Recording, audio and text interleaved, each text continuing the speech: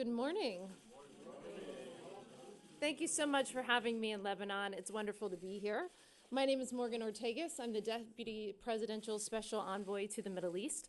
I work for Steve Witkoff and, of course, President Trump. And I bring you greetings from President Trump, from Steve Witkoff, and from our entire team and our brand new administration. I think it's important to note that my very first trip outside of the United States is to Lebanon. It's an honor to be here. And I think that I'm just so grateful to President Aoun and to the entire government for having me here. This is a beautiful country. It's an amazing people. As you know, there's so many of the Lebanese diaspora in the United States. I have so many friends from Lebanon that live in the United States. And as I just told President Aoun, I've never seen so much excitement in the United States and from the Lebanese diaspora around the world about the future of this country. And I think it is largely in part, of course, because Hezbollah was defeated by Israel, and we are grateful to our ally Israel for defeating Hezbollah. But it's also thanks to you, thanks to the Lebanese people. It is thanks to President Aoun and the Prime Minister-designate Nawaf Salam and everyone in this government who is committed to an end of corruption, who's committed to reforms, and who are committed to making sure that Hezbollah is not a part of this government in any form, and that Hezbollah remains disarmed and militarily defeated. That, of course, starts with the pressure that President Trump is now placing on the Islamic Republic of Iran so that they can no longer fund their terror proxies through the region. And we will be working again to make sure that the Islamic Republic of Iran doesn't achieve a nuclear weapon, and also that they are unable to inflict chaos and harm into this country and to so many other countries around the region, which they were allowed to do for decades. That ends with President Trump. So again, wanted to say that I'm very, very grateful to be here. I know we're going to take a couple of questions. I think it's really important for the Lebanese people to know that I'm committed to this country. The United States of America is committed to the friendship and partnership that we have with this new government. We're incredibly hopeful.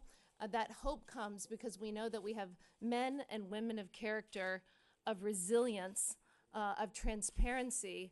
The men and women of character in this government will ensure that we start to end corruption, that we end influence from Hezbollah, and that we embark on the reforms for a greater country, for the Lebanon that all of you, that the people of Lebanon deserve. As I just said to the president, we don't want to look at Lebanon as a donor country. You're a beautiful, sophisticated country that deserves to have the most impressive businessmen and women, the most impressive businesses, companies, and countries from around the world investing in here.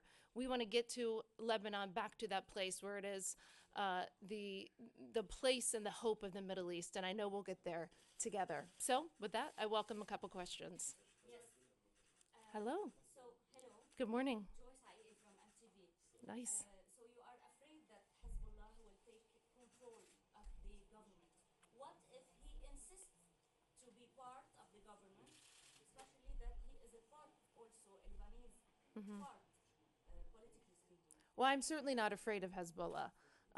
And I'm not afraid of them because they've been defeated militarily, and we have set clear red lines from the United States that they won't be able to terrorize the Lebanese people, and that includes by being a part of the government. So the end of Hezbollah's reign of terror in Lebanon and around the world has started, and it's over.